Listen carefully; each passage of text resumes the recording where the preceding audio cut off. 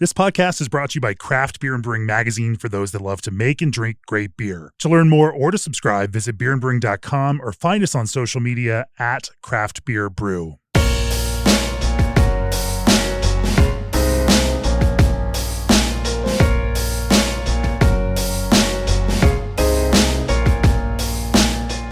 Welcome to the Craft Beer and Brewing Podcast. I'm your host, Neil Fisher. Actually, I am not your host, but I am taking over today. If you're not familiar with me, which you probably aren't, I am the owner and founder at Weldwerks Brewing in Greeley. Go way back with craft beer and brewing. So for episode number 400, we thought we'd do something a little different and ask Jamie some questions and see, kind of check in now that we're, 400 episodes, over 9 million downloads. Is that right, Jamie? 400 episode. This is episode 400, Neil. Over 9 million downloads as of last week. You've had a lot of milestones. There's been episode 100. There was a special guest on that one as well, I think. Yeah, right? that one, I think you hosted episode 100, co-hosted. Along with Corey King. I think we took over the podcast on that one. It was a podcast takeover for 100. And then 200, Ken Grossman. Yeah. What a legend. 300, the very infamous Vinny Evan Kelsey first. Was that their first? That was the second one. That was the direct fire version where we took listener questions on that one. And some tough acts to follow. So we're trying to figure out what to do for episode 400. And then, there was this little festival out in the small town to the east of Fort Collins. And I popped out there just, on a whim. And then this conversation happened. So it was so organic, and it's, I haven't done very many of these, so actually I haven't done as many as a few people, but this is officially my fifth podcast. This is your fifth, and so that puts you number 2 in terms of... Is this the Five Timers Club, like on SNL? We should get some jackets made. I know, jackets. I only need to get 2 jackets made. Well, I'll take one of those. Okay. I'm waiting for the 10. But, we can get jackets for the 10. How about I give you a podcast hat? Oh, podcast hat. I will take it. That's my Five Timers Club. Oh, there it is. What a sharp looking hat. This is, I think, the second hat I have, but I'm going to have this embroidered and say it's the Five Timers. Got to put a little number 5 on there too. Yeah, we'll get one in the mail. I think Vinny's getting the other one. Is that right? Vinny's is going to have a number 8 on it. Oh, number 8. I have some catching up to do. But Evan and Kelsey, they're in the 4. They're not quite there yet, but imagine at some point here in the future we will get there. I'm sure they will. Well, yeah. For this episode, Neil's going to host it, and I guess we'll co-host it. It's old habits die hard, right? Like I said, Neil has been on the podcast, or I should say, like Neil said, Neil has been on the podcast 5 times, starting with episode number 19 back in 2018, episode 100, which was 2019, episode 254 back in 2022, episode 307.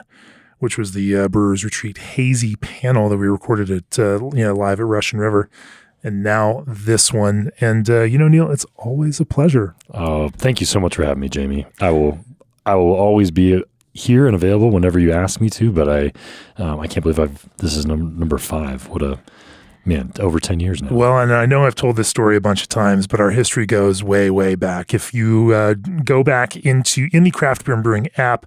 Available on your mobile devices or available from your account on beerandbrewing.com. Shameless plug. Go back to issue number 1, our very first issue, which was, of course, an IPA issue.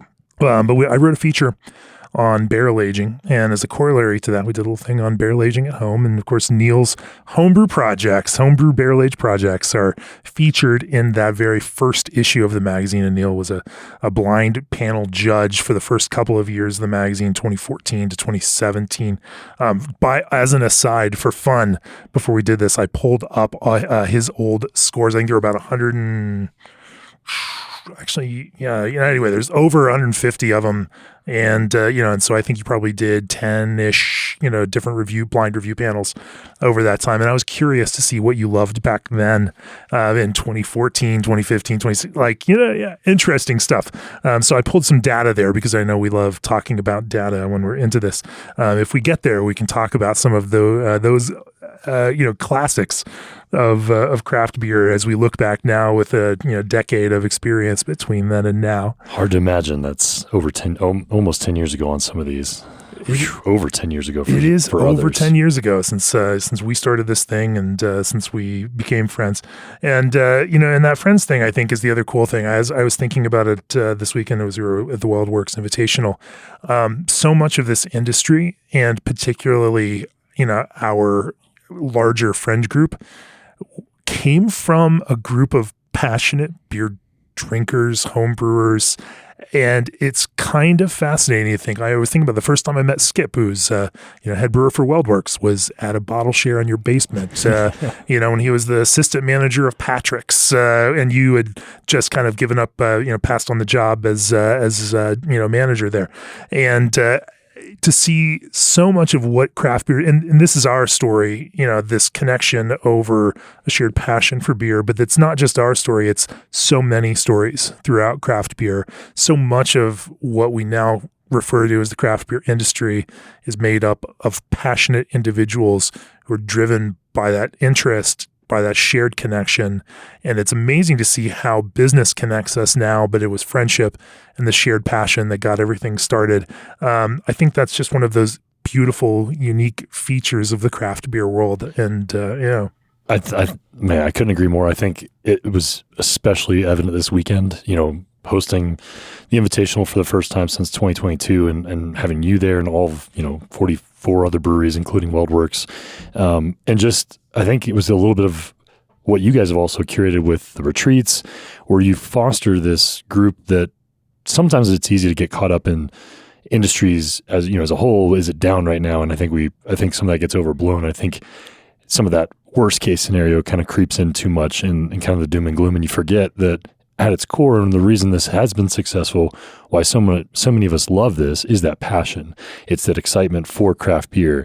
And, I think with festivals kind of waning sometimes, and it doesn't seem like they're all where they were 5 or 6, 10 years ago, this weekend for me personally was just a huge, just kind of like reminder that there's still so much excitement. There's so much momentum. There's so much growth still. We sold more tickets for this year's Invitational than we did in 2022. Really? And I did not think that was possible because of, the state of things. Sure, and I think it's easy to get caught up in that. But at the core of why we're all so excited, it's that passion for beer and for craft brewing and home brewing and all of the things that make it so special. And it's people.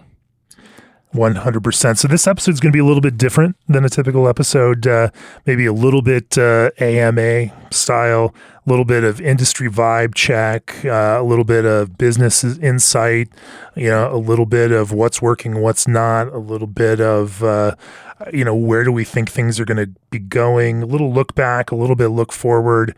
I'm sure we're going to talk about the Brewers Retreat just because I know it's one of my favorite subjects and it's one of yours. And funny enough, our Brewers Retreat beer from Dogfish Head event last fall just arrived in the office today. And so we've got some of that to try, although this is not a beer review podcast, so we won't be reviewing it. But we're going to get into some of that conversation. Before we do that, if you're looking for a brewery chiller that's worry-free and tough on GWP, then look no further. G&D Chiller's Elite 290 Series chiller uses propane as a natural refrigerant with extremely low global warming potential. This natural, highly efficient refrigerant with near zero GWP will help lower your facility's energy costs and an impact on the environment. G&D Chillers is committed to a greener, more efficient future. Visit gdchillers.com to learn more. And it's time to stop worrying about diacetyl with Berkeley Yeast's line of fresh strains. These revolutionary yeast strains are engineered to produce the ALDC enzyme inside the cell, preventing diacetyl before it forms. That means no more lengthy diacetyl rests, just clean, crisp beer that's ready for packaging sooner. Whether you're brewing a classic lager with fresh Ondex or a hazy IPA with fresh London, you'll get ultra-low diacetyl levels and let your beer's true flavors shine. The team at Fireforge Craft Beer call it a cheat code and a game changer for their hoppy beers. Learn more at berkeleyyeast.com/fresh. Also, every beer menu could use a refresh button on the fruit flavors. That's why it's time to revisit Old Orchard's flavored craft juice concentrate blends, where the latest additions include fruit punch, guava, kiwi, and pomegranate. Old Orchard isn't stopping there and welcomes flavor suggestions from the brewing industry. More information and free samples are waiting at oldorchard.com/brewer. That's oldorchard.com/brewer. You should read some of these, Neil. That reading skill is underrated. Plenty of practice, and you have a voice for it, man. I have a voice for it. You've got the voice for it. I think, and us together. Maybe that's why we get to do this so often. I think it's that combination of that, nice baritone. You've got the better gravelly voice, but I don't know if if mine's better. I think that between the two of us, if anyone has trouble sleeping, this episode, when I say that, I'm talking about you, Phil, who this weekend at the Weldwerks Invitational told me that he loves to listen to the podcast as he goes to sleep every night, just because it's calming, soothing, and helps put it, I guess that's a compliment. Is it a compliment or, no, I think the material's not putting him to sleep. It's the voice. Sure. Well, if everything else doesn't work out, I guess I can go on Cameo and offer to read people bedtime stories. And, I love that idea. Yeah. I've got a face for radio, so if everyone needs me to do their outgoing phone message, just let me know. This is my guest voicemail greeting from Jamie. Oh, there's got to be something there. Although, we'll see how that goes. Well, Neil, it's been a couple years since we last talked in any kind of serious and personal way outside of a group panel. Get us up to date on Weldwerks. What's been the story for the last 2 years? Yeah, we, as part of our kind of 10th anniversary celebration, that's officially will be 10 as of February 20th, 2025. So that's opened our doors exactly 10 years ago on February 20th. So coming up on the official anniversary, but we brought back the Invitational as kind of a way to celebrate. And it's surreal to kind of, obviously 10 years is a milestone that you don't really think about what your business or what your brewery is going to be like when you open. And, 10 years from now, you kind of just hope you're still in existence. Right, exactly. Kind of just like, oh, I hope we don't close. And there have been so many milestones for you guys. You opened and it was like, pretty standard approach to beer. Yeah.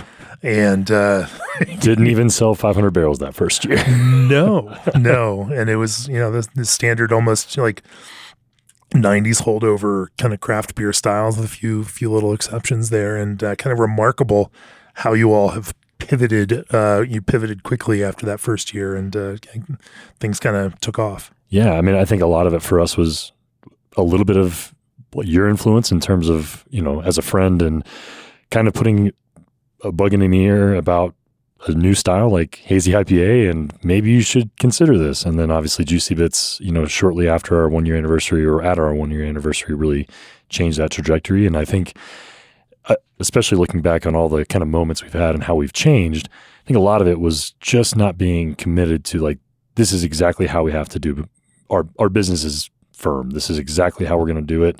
This is what we're going to make, and this is who we're going to sell it to. It was always having an idea of, okay, we're not going to chase trends, but we're also not going to be just shut off to things. I think diversification, creativity, all of innovation is kind of how we got there. I think for craft beer and brewing, I'd love to know more about, you guys are over 10 years now, over 11 years, right? 11 years, yeah. We started the biz. We incorporated in September of 2013, and we're operational by December of 2013, and had our first issue out in March of 2014. So we're at 11 and change at this point. And it's the same story. And I think that this is a common story, not just within beer, but it's a story in business that, if I look back, you look at like the app that we use for team communication, Slack, that was a tool that software company developed for their own internal communication while working on another project. And ultimately they, another big software, piece, but ultimately that tool that they had built for their own interpersonal communication became the product of the company, completely. I wouldn't say it's an accident, but it was not intentional. And so I think that, our business is the same way. When I look at craft beer these days and people are talking about how, you see the headlines out there, I see the headlines, they drive me fucking nuts when I see headlines like, craft beer's keg kicked. It's dead, right? Yeah. And drives me nuts. Statistically speaking, we're a couple of percentage points down after just an epic tear, like a growth streak that is unprecedented in the history of industrial beer production, 1800s to the present. To see the kind of growth that the last, 10 to 12 years, saw for craft beer, like, we all see stock market run-ups, right? Like there's always a correction. There's always, we're in a correction phase right now. But the idea that somehow that this isn't, relevant or it's done, it seems vastly, vastly overstated. And I say that, we started this media business with print magazines, and we are a media business. We are a multifaceted media business. We don't consider ourselves print publishers, even though we do work in print.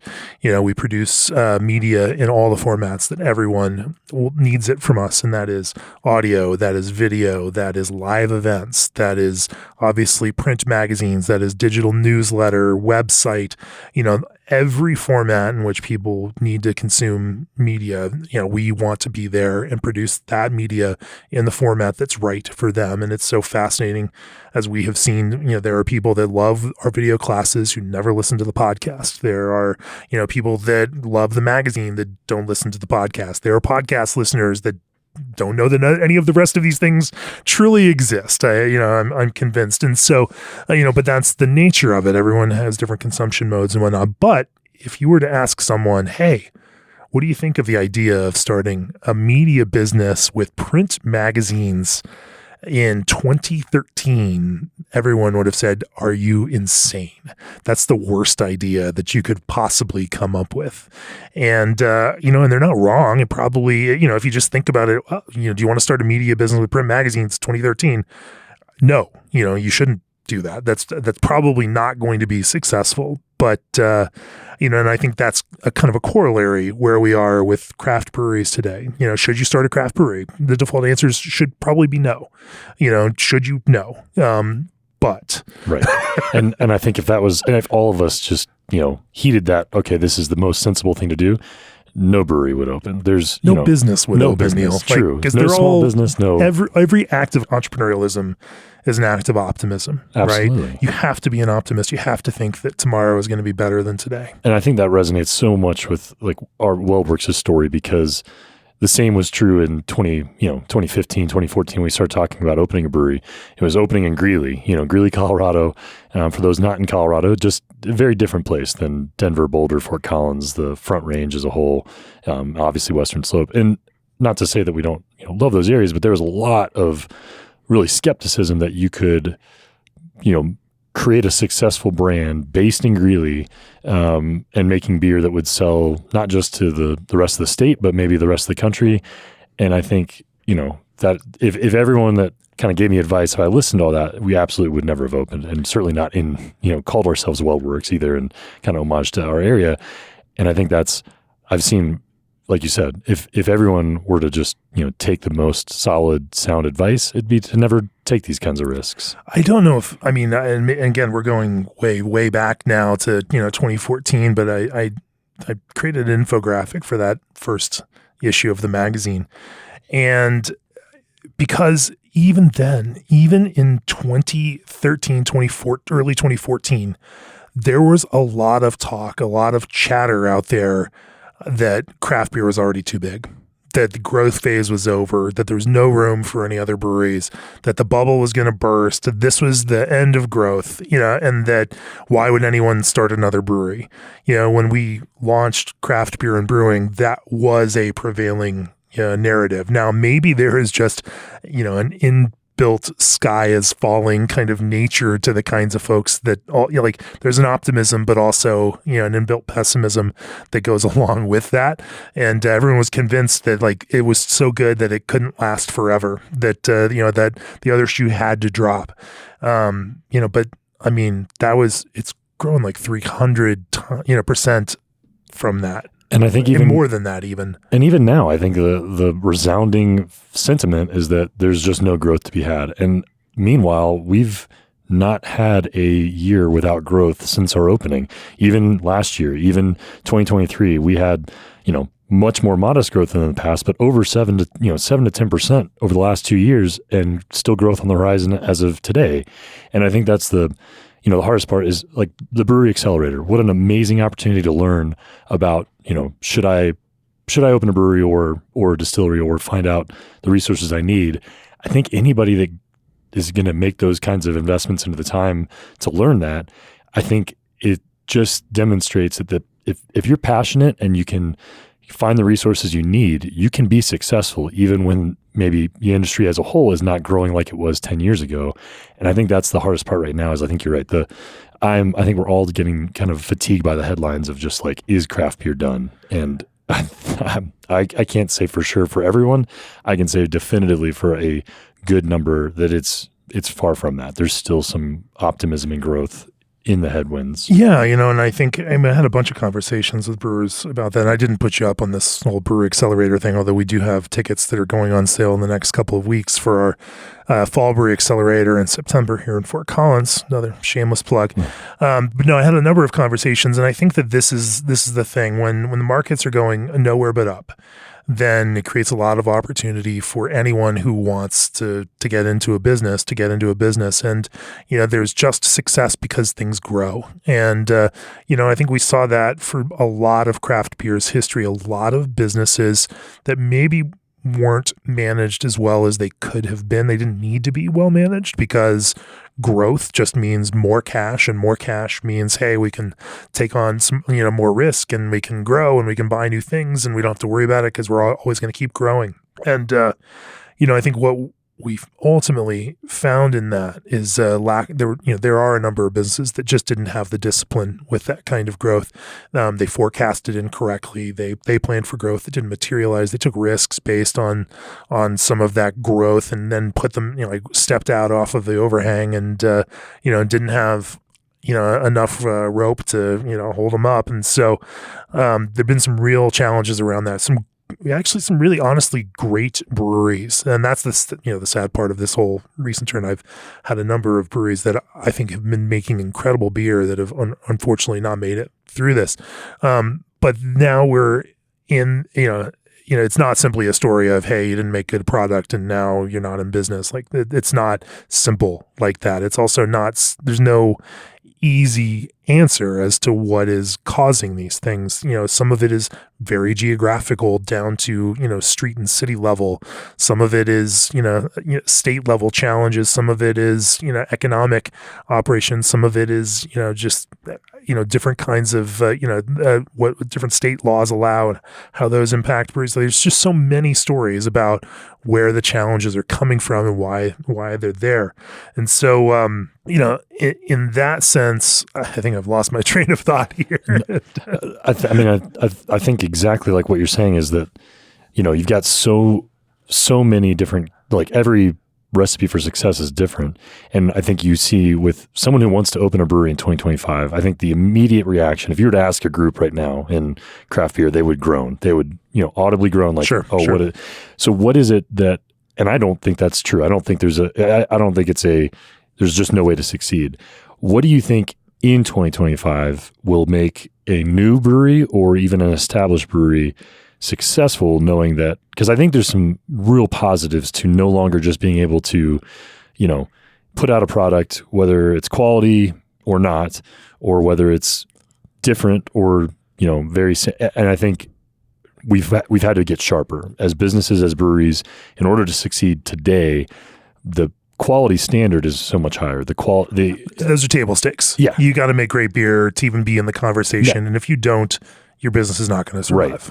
Right. And so I think that's now almost the given. So what is it beyond that? Because that part of it I'm excited for. I'm excited for the fact that we won't have to have this quality discussion as an industry like we did 5 years ago, where it's like, hey, those of you that are putting out bad beer are really hurting the rest of us. That's not a conversation anymore. If you're putting out bad beer, you're going out of business, or you maybe never even got in open to begin with. So quality, we've kind of overcome that. And that's kind of this nature of kind of correction and maturation. Like that's just a normal part of any industry, is that those that aren't really well equipped to, and that's separate from the business side, but if you're not doing something quality in craft beer today, you will not make it. So what is past that kind of, that's the baseline. What do you think will really help, those that stand out in the next 24 months? I think, if I'm truly thinking about it, I think about our business and, in the late, 2018, 2019, we got involved with some, our business, Unfiltered Media, got involved with some other investors and bought a unit of the company that my business partner, John Bolton, and I used to work for, Interweave. It's the company is now called Long Threads, but it was the specialty fiber group of Interweave. And they published 3 magazines: Handwoven Magazine, Spin-Off Magazine, and Piecework Magazine. Piecework is historical needlework, Handwoven is loom weaving, and Spin-Off is yarn spinning. So handcrafts, that was Interweave's business, was very handcraft focused. They had bought a company that I worked for, American Artist, a fine art magazine, back in the day, and I ended up as VP of content and then VP group publisher of that business. John was senior VP group publisher. That's where we met. And so anyway. So you're spinning a yarn to get to craft beer, right? Hey. Well, dad jokes are allowed. Okay, great. Yeah, just making sure puns are on there. Sure. But what we did, so now, Long Thread is we own a portion of Long Thread. We also provide all the back-end service for Long Thread. What I found is that that gave us more resources as craft beer brewing and Unfiltered Media, because we had additional revenue sources, and now we could hire a CFO. Now we could, split our some of the leadership expenses of our business across more revenue drivers. I think if I look at it for craft beer, and especially small craft breweries, I think that is probably one of the biggest challenges that small mom and pop craft breweries face today, is being too small, and that it is incredibly expensive to operate any business. When you start getting into accounting, finance, you get it, especially on the brewing side, you get into all the compliance issues, tax, TTB, everything. And there's a lot of reporting requirements, and there's a lot of, there's HR overhead in a brewery. You're operating a business that has a lot of staff, a lot of hospitality. Any hospitality business is going to have a large number of staff, and the more people in your business, the more challenging operating that business is. It's just math. People are the most wonderful and also the most challenging part of every business, even more so than cash flow and marketing and everything else. And so, in that sense, finding a critical mass of revenue that can support the resources that you need to build into that business so that you can operate it properly, so that financially that you can reserve cash, that you can manage your cash flow, make sure you've got the money that you need when you need it, to build resources to manage, the staff in a more efficient way that's fair to them and fair to you. And I think that scale piece is probably one of the most challenging things. How do you feel about that as a brewery operator? I think that's exactly the challenges is how do you, overhead, labor, there's a certain scale, and I think we've kind of crossed that threshold where the efficiency gains from going from 6,000 or 7,000 barrels a year to over 15,000 barrels a year on paper seemed really scary, but the efficiencies you gain and kind of helping amortize that overhead over, a bigger footprint than, like you said, some of these positions you kind of need them no matter what size brewery you are. You need that kind of personnel. You need specialized labor or like compliance side, all those things that some of it does scale. Obviously, you make more beer, you buy more ingredients. Those are easy. The COGS side of things is easy, but it's the overhead, it's the fixed, costs that you really, especially as labor costs go up and everything else, you have to figure out that critical mass. And I think the breweries that have figured out how to right size, and for us at Weldwerks, I think that was one thing we were really cautious about, like growing and adding, was our biggest expansion to date a little, over 2 years ago or just under, was to add our 30 barrel brew house and kind of everything that came with that, and to grow into kind of hovering around 10,000, giving us the runway to go above that and be kind of over the 15,000 mark that we're at today. But the challenge is it's a lot of risk, a lot of, taking on debt that we, at a scale we hadn't before, we're talking close to $2 million. That was significantly more than we'd ever taken on to do anything. But in the grand scheme, it wasn't as big a risk as we've seen. We'd seen some pitfalls of going too big, like, okay, let's do a $10 million build out and renovation. And by, 90 days from that completion, or even from financing that, you have to have the tanks full of, so you have to go from a 10,000 barrel brewery, you have to be 25,000 within 12 months, or you're not going to make it. And we've seen so many of those stories, especially kind of legacy brands that now today are so different than they were. And we just want to make sure we could position ourselves where we could still grow, but not be pigeonholed to where if we don't, by 50 to 100% in the next 10 years, we're out of business. So I think that's a challenge a lot of businesses are figuring out, is like, how do we right size our growth, our team, our personnel, our resources, and then, how do you get from where you are today to where you want to be? Maybe that's 5%, and maybe it's not. Maybe it's flat. Flat is not necessarily bad if you can figure out how to, accomplish your goals as a business and as an entity. Sure. And I think the other thing is also being honest about what those opportunities are. And when you find yourself going down a road and the circumstances change and it doesn't look like it's going to be the right thing for you, then not being afraid to say, hey, that's not the thing for us. We're going to go do something else. You had an experience with that. Maybe we can talk a little bit about that. But first, Oregon-based Indie Hops is expanding possibilities for brewers in 2025. Strata, Indie's original hop release, is now available in cold-side flowable hop oil form, Strata Hyper Boost. In coordination with Yakima Chief Hops, Indie Hops T90 pellets establish the multi-layered Strata experience, while cryogenic CGX pellets, in coordination with Crosby Hops and now Strata Hyper Boost with YCH, expand the possibilities. Learn more about Strata and Indie's more recent hop releases at www.indiehops.com. Indie Hops, life is short. Let's make it flavorful. And upgrade your fermentation game with Unitank 2.0 from SS Brewtech, featuring a laser-welded cooling jacket for efficient and precise temperature control, an innovative silicone racking arm, and a carbonation stone that allows you to carbonate right in the fermenter. Unitank 2.0 is engineered to help you get the most out of your fermentations, available from 7 gallons up to 1 barrel sizes. Unitank 2.0 will be right at home in your homebrew setup or producing pilot batches at your commercial brewery. Visit ssbrewtech.com to learn more. I think all of us in business have thought something was going to work out and then, made a pivot. There was a point in the late 20-teens where, we had put in a lot of legwork to start to add on to our business with barbecue. And meat smoking. And we had it ready to go, and we're a month away from launching it. And, there were some issues with it. The team wasn't right. The talent wasn't what we needed it to be. And, it was a really hard thing to pull the plug on this that we had put a lot of work into, but at the same time, when you see it and the writing is right there on the wall, and that if you go forward with this, it's just not going to be a great scenario. Especially for a small business, those distractions, they can sometimes be fatal. And if you go down a road and put all of your energy into something that doesn't work very well, it can be incredibly hard. I mean, it's all like, with any small business, you already don't know until about 5 or 6 years in whether the business is truly going to be successful or not. And, you start putting your energy in the wrong thing, get distracted on the wrong stuff. And it can be fatal, and it is fatal for a lot of small businesses. You guys, even, in terms of expansion, had some expansion planned, went down that road, put a lot of money into it, and also then decided, hey, this is just not going to be the right thing for us. Yeah, I mean, that was one of the toughest decisions, was putting so much energy and effort into a second tap room down in Colorado Springs, and purchasing a property, starting, timing was tough with, we basically bought it right before COVID and then started permitting, right after, and that slowed things down. But I think it was beyond that, beyond the external factors, there were a lot of things internally that we I think we were trying to force things to make them work for us.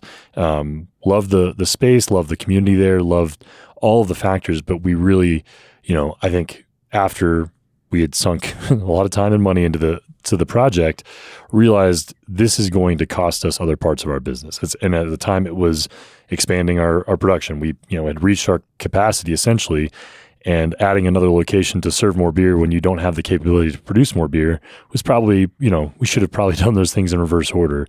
And so you start to kind of do that, that analysis of what we need to do to make sure that everything is solvent, not just this one project and that is hard. I think that's what we've gotten much better at now, is realizing when we're, we don't want to ever not take risks. I think that's the hardest thing. Is I think if you're going to be successful as an entrepreneur, as a business, as a brewery in 2025, there's going to be risks, and those that take none will probably, they'll probably have some modest opportunities to grow, but they're going to miss out on a lot. And I think for us, we didn't want to do that, but we also can't be just, we can't take all of those without any sort of, okay, what is this going to do? And is this really going to help build our brand or our business?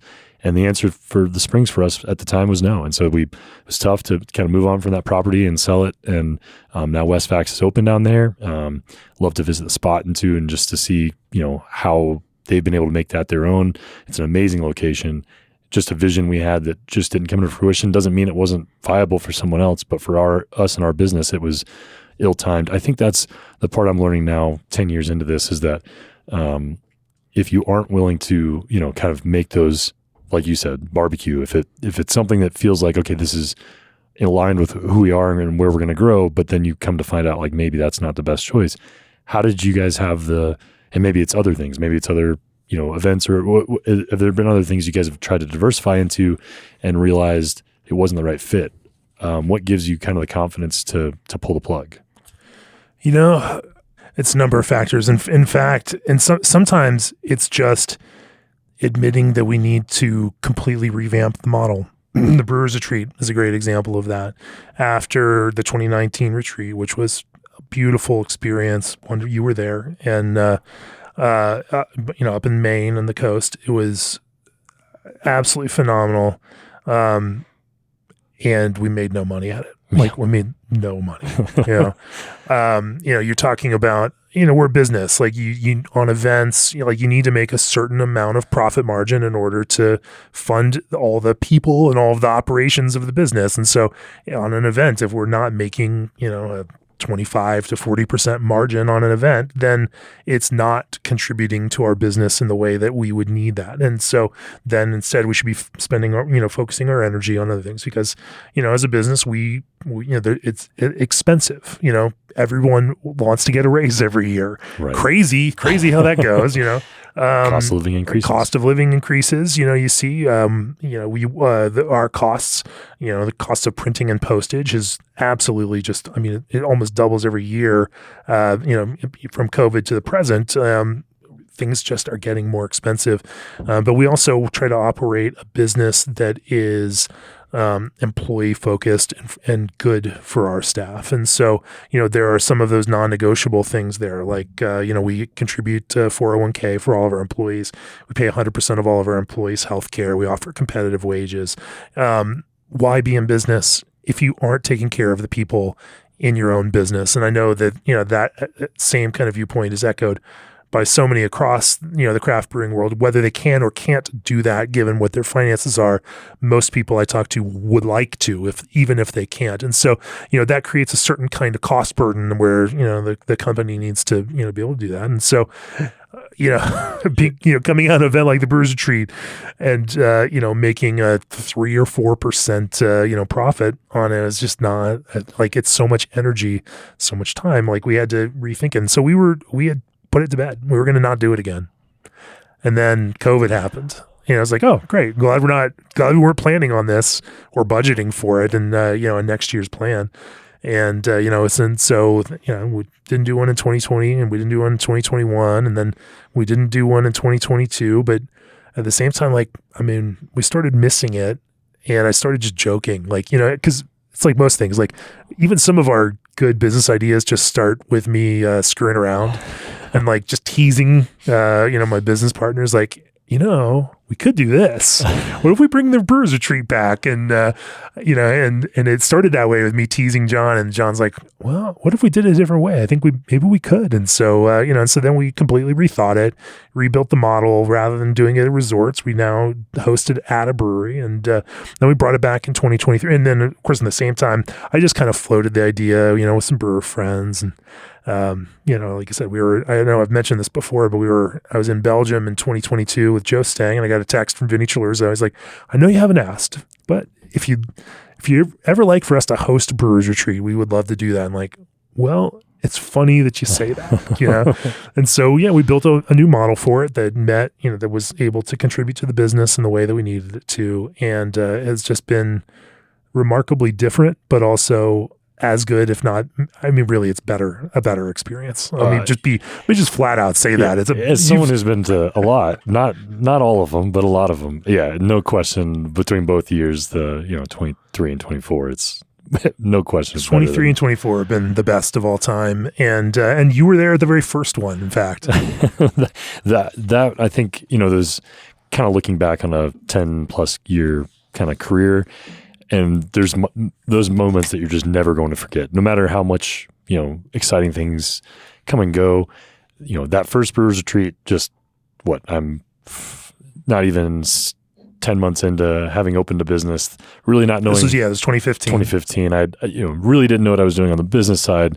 Had a good handle on the home brewing side, which is kind of why I got to come and hang out with you guys. But just seeing how that, I basically reached out like, Neil, we've got brewers like Stephen Powell is coming to this who've never brewed on a homebrew system. Yeah. I don't know. You hadn't brewed on anything less than 20 or 30 hectoliters at that point. And so it's like, they're going to need some help with somebody who is in the last 2 years actually brewed on a homebrew scale system. Yeah. Meanwhile, I felt the opposite. I felt like, oh man, our 15-barrel brew house is still terrifying 6-7 months in, but homebrew, I feel pretty confident in especially the Ruby Street systems that we're so well, just accustomed to what homebrewers need. So that experience alone, I think was, and then that same week it was our first medal at JBF. So I think like looking back on, and I think that for me in particular, I think craft beer and brewing, magazine, podcasts, events, all the things that you guys have done are really, I think, helping foster these moments of craft beer's history, craft beer's kind of collaboration. You bring some, looking at the lists of all these, whether it's an event or a retreat or podcast, looking at the lists of podcast guests, I think what you guys have done, which is really remarkable, is helped kind of curate something that I think a lot of people have shied away from and said, okay, it's not worth our time or our money to continue to do that. What makes you excited about continuing to tell craft beer's story? Because I think it's more valuable than you probably even think about from the industry's perspective. You guys have done a job that no one else has done in terms of the last decade of telling stories, giving people opportunities to learn, to interact, to engage. There's plenty of events and festivals and things that do that in different ways, but I just don't know of any one entity that's kind of carried that torch more than craft beer and brewing. What makes you excited about doing it in 2025? What else can I do? You still love it. I think that's what's more I don't just love it, Neil. Like my wife gives me shit all the time about taking more time for myself, about work-life balance and all of that. And frankly, like, I just don't look at it through that lens, because I get to do this work that I love to do in a community that I love to be around, working with friends of mine in the industry all the time. And like, it just bleeds across, there's not it does. I would want to be hanging out with you right now, drinking this red ale from the Brewers Retreat last year. First time we're sipping it. First time we're sipping it. I would want to be doing this anyway. And it's fantastic. And, the fact that we can justify doing this by calling it work. Same thing, or last year we were in Brussels and got together with Von de Betz and Eric Toft of Shinram. And we had a podcast, but it was really a glorified excuse to get together, drink beer together, see each other. And, of course, went out to dinner after that and everything. And, there's this, I think that's the beautiful piece about it, is that it doesn't feel like work when it's something that you love to do. And I joke about that. Like, if you love what you do, you'll work every day of your life. And, yeah.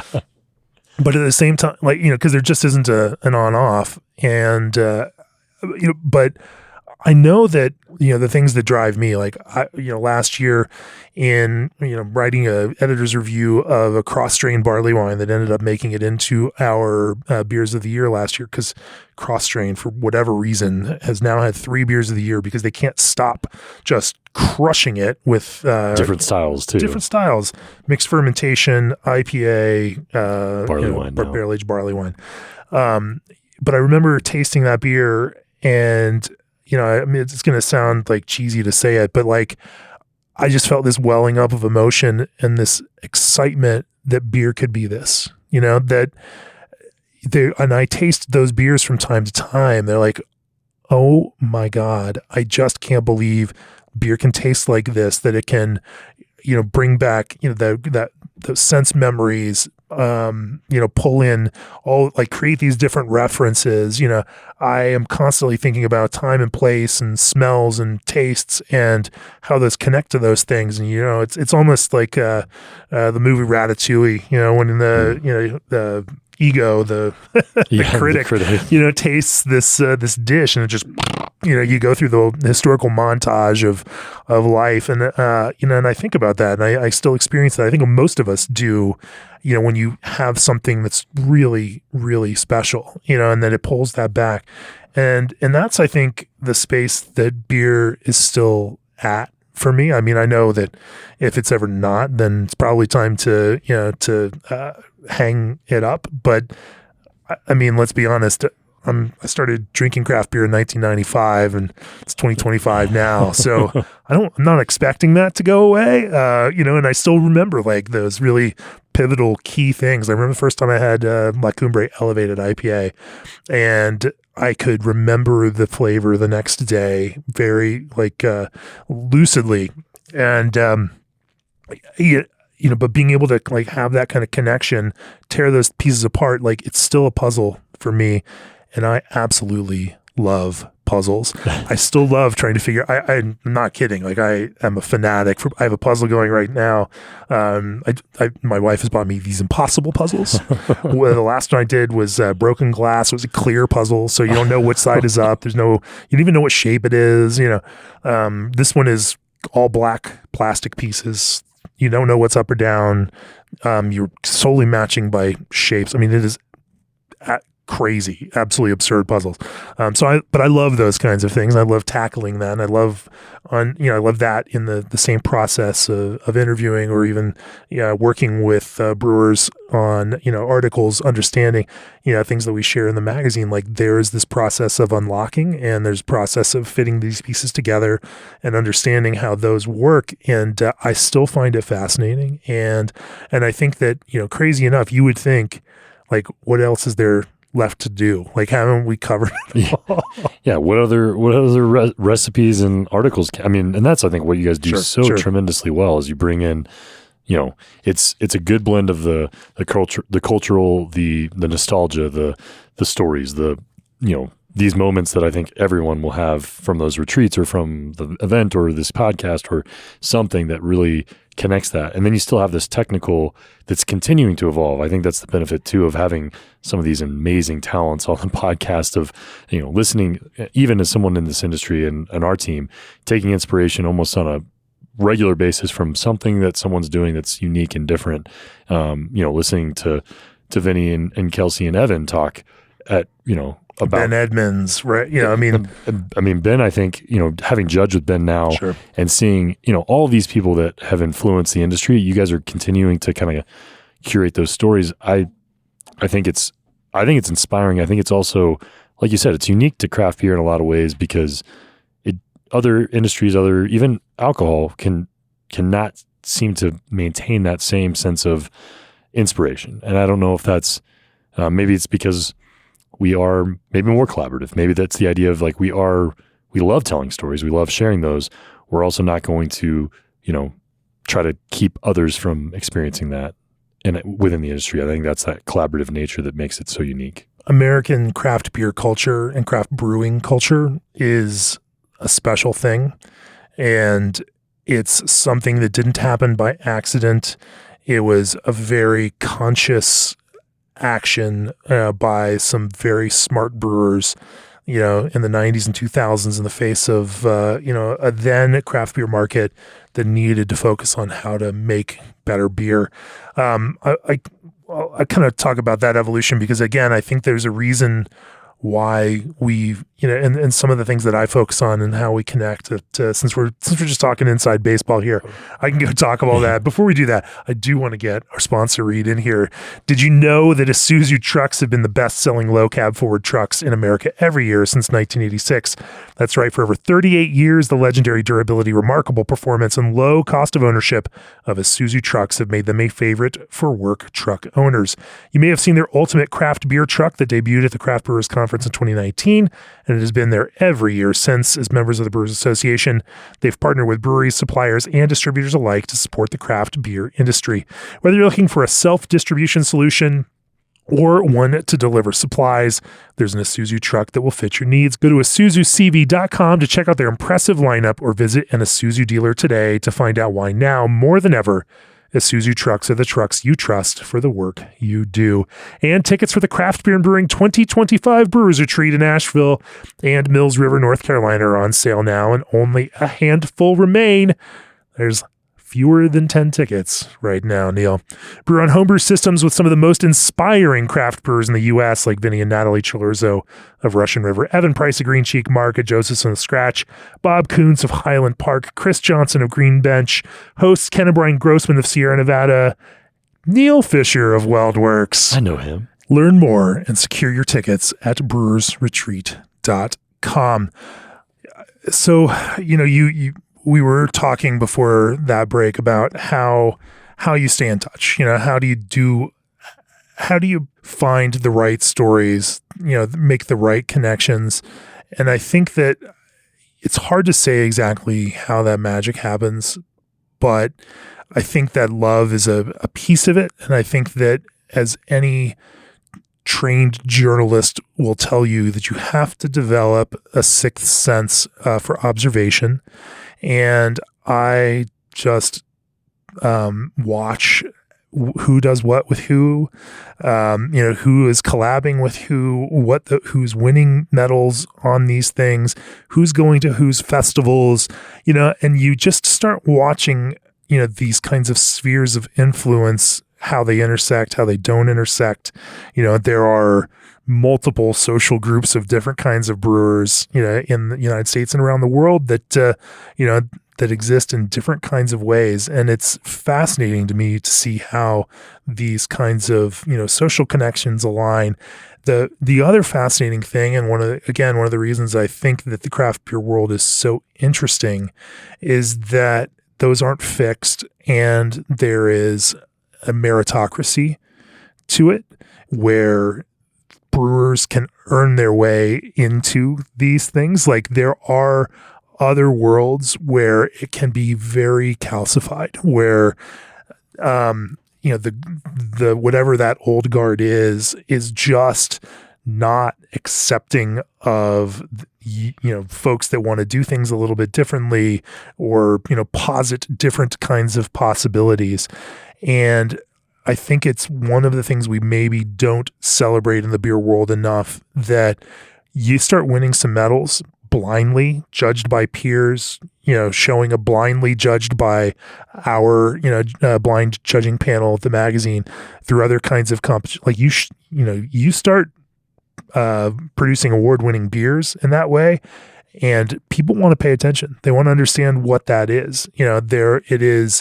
And that kind of transparency within the community of folks who have learned from now us and others, others within this kind of beer world, brewing education space, folks who have learned so much because others have shared now find that same kind of drive to pay it forward, to pay it back. And because we have, in this culture of brewing, built we incentivize and have built a reward structure around openness and sharing. And it is by far the killer feature, within craft beer. And you knew that firsthand. It was your article in Craft Beer and Brewing Magazine on how to brew hazy IPA back in 2016, when you first published the Juicy Bits recipe. And you did it for that same kind of reason, inspired by those who had done it before and shared that you had learned from. But also, even now, that recipe page remains one of the most visited pages consistently on our website, all this time, not a decade, 8 or 9 years later. It's incredible just how that sharing and being open, collaborating, doing things with each other, but also being willing to, put some, what might otherwise be trade secrets out there, creates an advantage in the craft beer world. Absolutely. And I think, we took that 100% from, Vinny and Natalie, and just their transparency and openness with Pliny the Elder, but not just publishing a recipe. It was just, really no secrets, this is exactly what we're doing. This is who we are. And I think that's why we continue to be inspired by people like them, by those that have remained engaged and want to continue to bring people into there. Cause I think you're right. There's definitely and especially it's changed over the last decade, the decade I've kind of been involved in this. You've seen people that are not as open and how they've had to evolve, because it does change the way consumers view you. I think this just kind of air of transparency, it's not an arrogance, but it's this idea of we're confident in what we do and how we do it, and we're willing to share how we do it. And that even permeates into your staff, into your personnel. It's that culture of transparency that I think makes, people just look at that as confidence. If they're publishing Pliny the Elder, which is, the highest rated, most sought after beer in the world for so long for homebrewers to make, if that's the beer I'm making the most at home, if I have any, a modicum of the success that they've had with something like Juicy Bits, and anyone's interested in it, we should be as open as they are. And that was, I think still made us, even today, like you said, we still get so many people that are reaching out about, because we share that, not just homebrewers, but people within the industry, that it kind of was this signal of hey, if you have anything you want to talk about, Weldwerks is pretty open and honest. They're, so even if we're not the most versed or the most, experienced, or even maybe the best at some of these techniques or things like that, it still made us this, place where we connect with others that had questions. And not that we have all the answers, but we know, hey, this is how we've done it. And if it helps, we're willing to share that. It is truly and honestly, just this amazing feature. It's also why, if I look back at the last, 10 or 12 years, when we got into this, I look back at issue 1 every now and then and see what beers were we reviewing then? Where was the attention in the beer world? And man, still, even in, 2012, 2013, 2014, a lot of attention was on Europe, and a lot of attention was on, Belgium and England and Germany. Maybe not Germany as much, but definitely Belgium and England. And Belgium was this kind of spiritual driver of beer culture, and and then of course, there's so many English styles still defined, American craft brewers, bit on those and made their own iterations, even if they hopped them up a little bit and made them more American.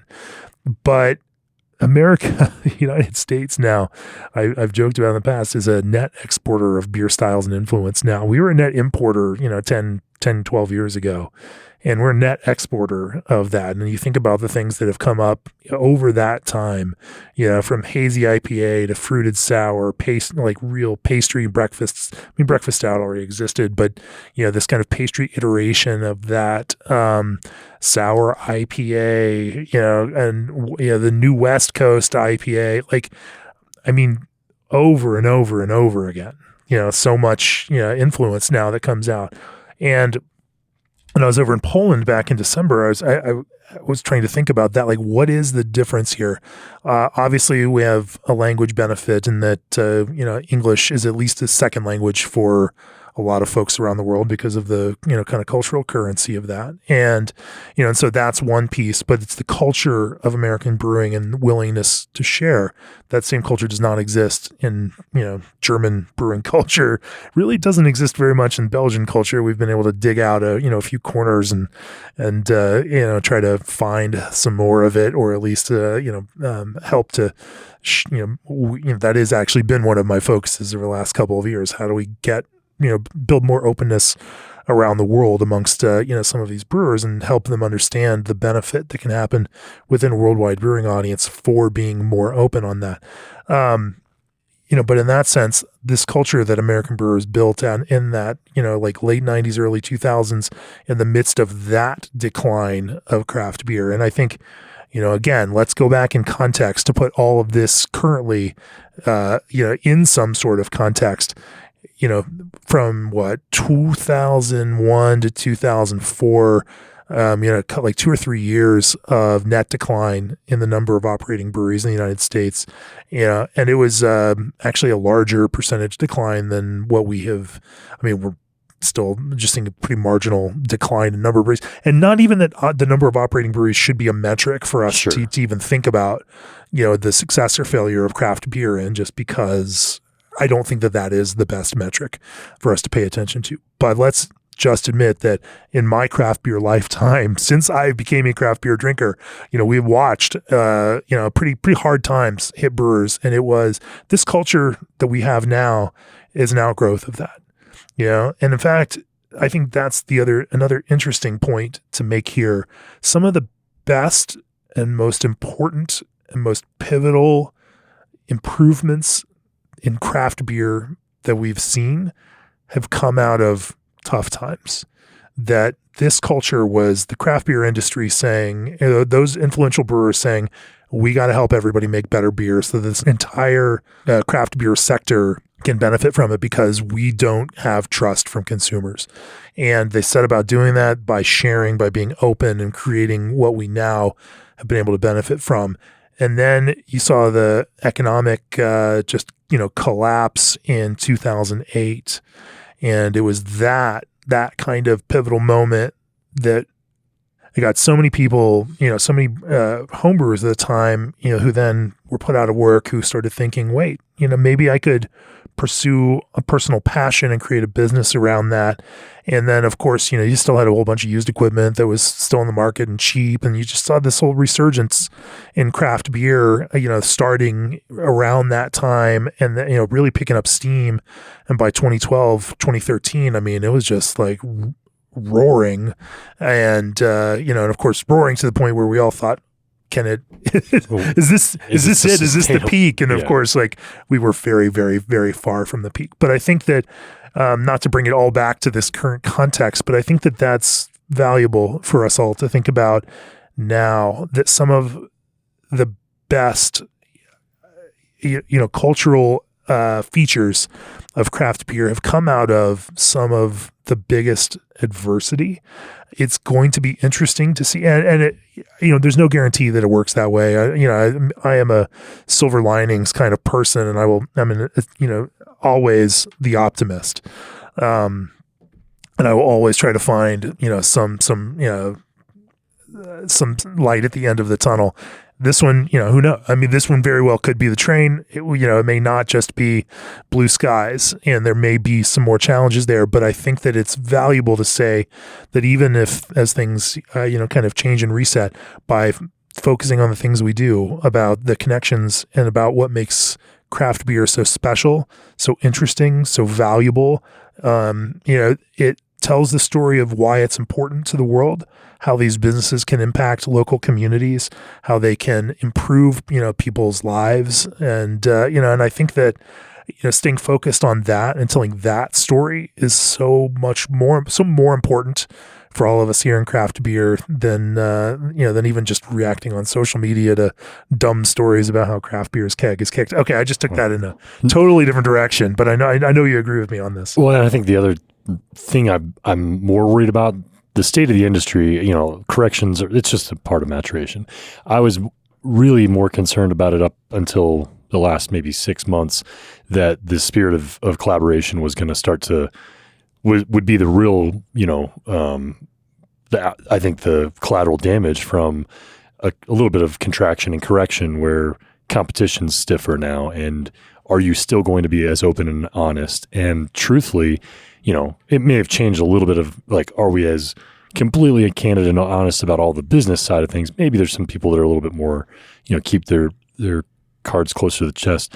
I think the difference though is that spirit of collaboration has almost improved. Like there's almost this sense of like, we're in this together and we want to see our peers succeed, instead of where most industries see contraction. It's more of like, we're waiting for the others to fail so we can, opportunistic kind of growth. I'm sure that will take place in beer as a whole, but in American craft beer, I think that's what's distinct right now, is that you're still seeing. Yeah, we'll let the VC backed investment folks buy brands, consolidate, shut down their crap. But I mean, I don't have to care about any of that. No. And I'll tell you, increasingly, I just don't. Right. I get a press release that Tilray has shut down Revolver yesterday, and and it's terrible for the staff and it's terrible for the creative brewers that work for them. I find that what I don't want, and I don't think any of us do want, is a craft beer culture where you have a bunch of brands that are just out there in markets made by faceless production folks that aren't invested in the quality of the product, and who clock in and clock out. That would be a sad future for it. But I think the beautiful thing is it's really easy to just tune them out. Yep. That I think that those kinds of venture capital backed plays, they're so driven by cost cutting, and there's not a love or an understanding of the community and what craft beer is and can be. And so I think they find ways to they'll milk some profit as the brands ultimately become less and less relevant until they don't exist anymore. And, and then in some cases you see the most beautiful thing, which is absolutely insane, but I love it, when, a founder sells their brewery and, a company mismanages it, does a poor job with it, and ends up selling it back to those founders for just pennies on the dollar. And so, and those are interesting stories, bringing those breweries back in, like Appalachian Mountain Brewery and Funky Buddha and others. It's kind of interesting and cool. I think there's some potential upside to see what happens in that kind of space when you've got folks with financial security who can also operate these breweries just because they love the businesses and they love doing it. And so, I think that thankfully, some of these more, those breweries that some investors started as a get rich quick scheme, oh man, those are some of the first to go, aren't they? And I don't think, I think that's like you said, it's a positive that this acquisition market isn't really targeting breweries. I mean, there's very little to no activity happening, at least on that surplus side, maybe on the other end where you're, getting it pennies on the dollar. That's, I think, a net positive. I think you're right. Because people that are passionate about craft beer, about their team, about their communities, and the people they're interacting with, they're going to find ways to be successful. They're going to innovate. They're going to, to do what they need to. And, they still have to be operated as, as successful and viable businesses. But it's not just a, bottom line is just margin and profit. And so, like you said, the quality side of that won't be continually eroded till there's nothing left. And I think that's overall going to be a positive for our, long-term kind of state of American craft beer. Yeah, it's interesting to see too. And one of the trends I actually like seeing are smaller craft breweries growing through opportunistic consolidation. You look at somebody like Green Cheek, you look at somebody like Monkish. There's a generation of brewers that started craft breweries in the 90s, and they're at retirement age, and they don't have someone to pass the business on to, and they need to retire, and or they just weren't able to. It's a decent location, but they weren't able to just make it click and connect in some way with consumers. And so that path to market, Monkish being able to open up a second location in Anaheim, Green Cheek being able to open 2 other locations, there's there's some interesting opportunities out there for, those brewers who are disciplined operators who also make an incredibly high quality product. And, and I think we're going to see a little bit more of that. If I were to predict what's going to happen in the future, I would say that's probably my biggest prediction, that as some of that, whether it's teaming together to, help overcome some of these kinds of revenue challenges that allow for those bigger resources, like we were talking before, or, whether it is just some of these folks realizing that doing it at the scale that they're doing it doesn't truly make sense and they need to, exit, and finding a graceful exit where they can hand it, sell the business to, someone who is looking to kind of grow and expand, based on the quality and as well as their discipline and operations like that. Those are some interesting things and some stuff that that hold out hope that the future of craft beer isn't just, it's not decline necessarily. Things are going to be reshaped, and it may look different in the future, but at the same time, like there is still this evolutionary process weeding out, some of those folks that aren't doing it, for those right reasons. Because let's be honest, Neil, like no one is going to put up with the just insane amount of work, hassle, just giant pain in the ass that it is to make beer or alcoholic beverages in general in the United States if they don't love it. Yeah. And I think we're already seeing that. I think we're seeing as many places are burning out and kind of closing as a function of just that. They're no longer, maybe they never did. Maybe they did see it as this kind of profit generator. And if that's the case, there are a lot more industries that are much more profitable, lower overhead, like you said.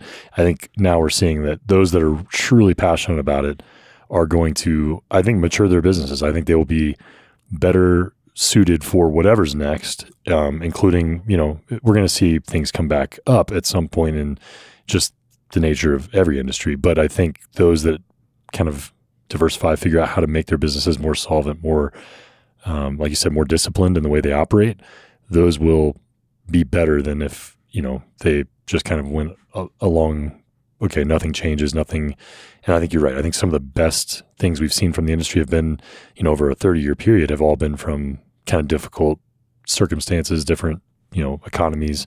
I think we both agree that the sky is falling for craft beer, the craft beer is dead. That sentiment is so, it's disingenuous, and it's also it's really not representative of what's actually happening. It just feels that way because we haven't been seeing this for too long. You didn't have anybody closing. You had just unlimited openings. And even now, like you said, the number of breweries in the US, we're barely at a delta where, less than 100 in new openings versus closures. And that's very little to no change on total number. Yeah. And I think the other thing that, the other thing the entire beer industry needs to talk about is not thinking about alcohol as this thing that we have to apologize for. I get really annoyed when I see that. When there is that school of thought, and there are these neo-prohibitionists out there, like Oregon, trying to tax the shit out of beer because, it's sin and blah, blah, blah. And then there are those that view it as, alcohol cheating the reward system, evolutionary reward system that we've developed. But I am a firm believer in the Edward Slingerland, thesis, and that he, put out in his book Drunk, that beer, specifically low alcohol beverage, beer primarily, is this adaptation, that it's an evolutionary adaptation that human beings have developed at least tens of thousands of years ago, and maybe potentially long before that, as a way to, suppress that, selectively suppress the prefrontal cortex and find ways to be more open, more sharing, to build trust. And I think that, I joked about it, but, again, at that episode that I did with Yvonne DeBetz and Eric Toft, Eric's like, well, if I'm evaluating a hop producer, the first thing I do is get drunk with them, and we laughed because it's like, oh gosh, that is not politically correct to say it that way. But at the same time, like, what can show more trust? And if you can't get along with somebody, when you're drinking with them, I mean, that's a pretty good tell. I think that, I listened to the Pivot podcast with Kara Swisher and Scott Galloway, and Scott Galloway is fantastic. He's like, young people should drink more. If they can, they should drink more. And this is not to say do unhealthy or antisocial things. That's not it at all. But get out and drink more, let your guard down, and build deeper friendships and be more social. And I think that I think the brewing world and beer in general can play an important role in that. I think if we look at what the real crisis is in, the world today, it's disconnection and loneliness more than it is overconsumption or, anything else. And I think that breweries as places to bring people together and, and beer as something that helps people bring their guard down to feel more comfortable in social situations. It's an important technology. It's an important tool, and we shouldn't go run and hide from that. We should celebrate the possibility in that, safely, obviously. We're not going to advocate for negative behavior. There's certainly problems when things go off of, those deep ends. Even at your festival or ours, there's always a couple of people, Sure. that just take it too far, and that's going to happen. But statistically speaking, you don't throw everything out just because, 0.01% of, folks have some sort of issue with it. We need to be honest about it. We need to be careful about it, but we also need to, celebrate how beer can bring us together, how it can deepen community, and how it can connect us with each other when, consumed socially, consumed, properly and acceptably, safely, et cetera, et cetera. I think that that's a story that needs to continue to be told. And I think that if you really look at where beer is in this entire world of alcoholic beverage today, the reason that beer is not down to the same degree that wine is, or not down to the same degree that distilled spirits are, is because it is still the best, in terms of what it facilitates in, for community and social occasions. And, and so we can talk about how, it's not connecting with young people, or, they want RTDs or blah, blah, blah, blah, blah, blah. I think all of that these are just, fine tuning. We're moving a few dials here and there, but I think we need to continue to talk about how beer at its core, as a low ABV beverage, can be a phenomenal social technology for building community and creating more openness, more trust, between people. So anyway, there's my editorial tirade for this episode. I think all of my, I enjoy the moments we've had. Those, I think you even talked about the cross strain barley wine, that moment where you're enjoying it, you're sipping it, and something but the vast majority of all my favorite beer memories are not just in that. It's a communal product. We created it as a way to be with our friends and enjoy time with friends. All of my memories of my favorite parts of this industry are all shared with, beers over a fire at the, fireplace chats at the brewers retreats, or, at Big Beers up in Valen and Breckenridge, those moments where, you could remove a lot of things, but the thing you can't remove is that, those connections we make with beer and the stories that are told with beer, the stories of the beers that foster conversation, openness. I think those are things that, you're right, we can't continue to just, evade that like it's taboo. And if that's the case, then a lot of us are probably going to be moving on entirely. And I don't think that's the sentiment at all. I think you're right. I think it's a very small percentage, and I think we just are having better conversations about that and how to equip people to do that. But I saw this, firsthand this weekend. It was electric. There was an energy that I feel like we've kind of missed a little bit because maybe festivals haven't been as prominent. There's, we definitely miss Big Beers. I think this time of year, we'd love to see it come back, but having this kind of moment at the Weldwerks Invitational, shared with beers, shared with friends, it was, reminded me of why we love this industry. It felt a little bit like a mid 20 teens Colorado beer geek reunion, and I saw so many folks that I hadn't seen for years and years and years, and and that's a beautiful piece of it.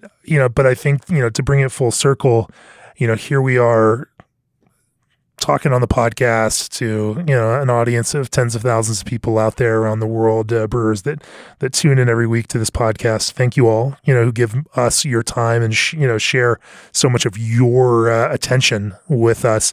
It's my job, my goal to always be respectful of that, to and to try to program this podcast and all of the media we do, video classes, magazines, and everything else in a way that is worth the time that you give and you share with us for that.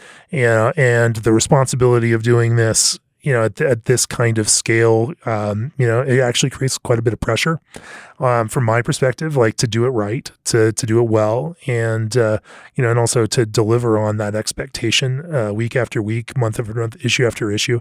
But it's a beautiful pressure, and the coolest part of it is that we get to do this kind of stuff with this kind of audience as two beer nerds who also have just sat in a basement, like drinking. I remember, at your sitting in your basement, bottle sharing, drinking a bottle of Assassin one year that you had gotten after you were stewarding GABF, and someone had left a yellow wax Assassin bottle just, on the giveaway table for stewards. And so, and I think that that's the key to this. Like, we all come at it from a position of passion.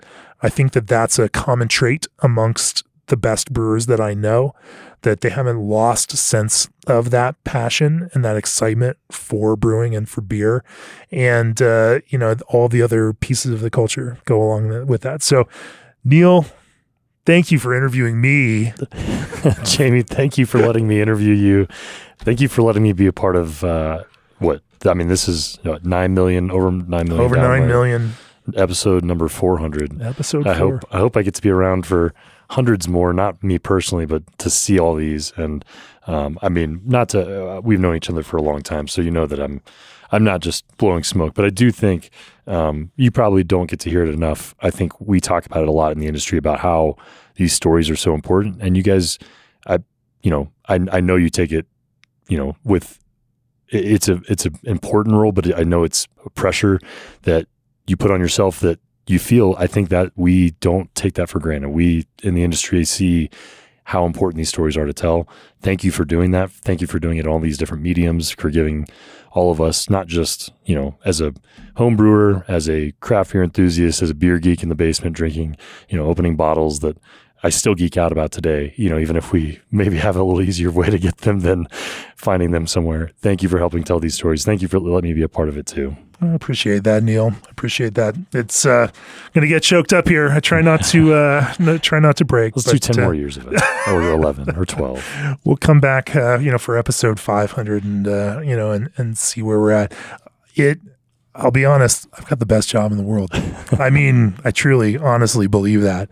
I have the best job in the world. I get to do what I love to do with people I love to do it with. I have agency over the direction of this business that I am part owner of. And, we get to do stuff that's meaningful for people that, that perceive it as meaningful. And it's the absolute coolest thing to be able to do this. Wildly introspective here on episode 400, but let's bring it to a close. G&D Chiller's Elite 290 series chiller uses propane as a natural refrigerant with extremely low global warming potential. Unlock the ultra low diacetyl cheat code with fresh strains from Berkeley yeast. Try Old Orchard's latest blends, including fruit punch, guava, kiwi, and pomegranate. Indie hops Strata is available in every format you need, from Hyper Boost to CGX pellets and classic T90s. SS Brewtech's Unitank 2.0 will help you get the most from your homebrew and your pilot batch fermentations. Isuzu trucks are the trucks you trust for the work you do. And get tickets now for the 2025 Craft Beer and Brewing Brewers Retreat at brewersretreat.com. One of the featured brewers at that event is sitting right across from me right now. I will be there. I don't know what number this is, but it's a highlight of my year every time we get to go. I always wonder, like, is this going to be the best one? They're always so great. Yes, This will be the best one this year, for sure. The beautiful part is every one of them is different. They are different. Everyone's a little bit different, and they're all phenomenally good. Yeah, I cannot wait. And I feel bad for those that don't get tickets because you will have FOMO for a long time. And then later this month in February, tickets for our Brewery Accelerator event for breweries in planning, or for those looking to acquire breweries. Obviously, that's a more common mode these days. Looking at where the market is, those tickets go on sale in late February. Go to breweryworkshop.com for more on that. If you're a member of our email list, then we will certainly let you know when tickets to that event are out. And Neil, every year now, gives a phenomenal presentation, shares the entire business plan for Weldwerks, and goes through in a beautiful seminar about how that has changed and developed, over time. Yeah, the business plan side of that is always fun to revisit, and I think it's that exercise alone. I think you might get your value just in one seminar on business plan development. Not to toot my own horn, but it is a good seminar. I've also had a lot of practice thanks to craft beer and brewing. It's quite a good thing. Anyway, that we do that, and it's part of our entire approach to helping craft brewers get better at what they love to do. Whether that's brewing better beer, whether that's running more effective businesses, whether that's learning, tasting, and understanding beer. That's our focus here at Craft Beer and Brewing. And so, if you've enjoyed this podcast or any others, go to beerandbrewing.com, click on that subscribe button. Your subscriptions are a direct way to support what we do.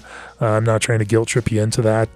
Just saying it that, it's, if you've enjoyed listening here, then please go and subscribe. And, and not only that, we try to, again, as I said earlier, produce content in each format in the way that it makes the most sense. And I'll tell you what, beer recipes don't make sense talk. They don't make sense when we speak them, but they make a lot of sense, when we write them, and you can put them right there in your software and use those as framework spaces, for then developing your own takes on recipes. And so recipes are the prime one of those things that we now put behind the paywall just to, again, encourage you to support. And we appreciate brewers that share them. And, one of those brewers that has shared, sitting right across from me now. Might still be able to find that Juicy Bits recipe there. It is still out there, although we probably ought to update it now. We could probably provide a new update. There's, I think we say that every time we do a podcast, but one of these days we'll get around to updating that. And while we're at it, we should also get around to updating the Pliny the Elder recipe, because I know that Vinny's been doing some changes on that. He's been in the lab, and let's see the new updates to Juicy Bits and Pliny the Elder for homebrewers. There's some even this year's younger is kind of wild. It was delicious. And the hop products that are going into that, interesting stuff there. Some of that might be coming out of the podcast. Might be some things that some of it's inspired by other podcasts, and then we continue this virtuous cycle of putting them back out there. So I'll wait on that. We'll talk about that, I'm sure, in a future episode here. But anyway, Neil, great talking with you. Thanks for popping over and sharing your viewpoints on beer for this and brewing for this 400th episode of the Craft Beer and Brewing Podcast. Thanks, Jamie. Happy 400. Cheers.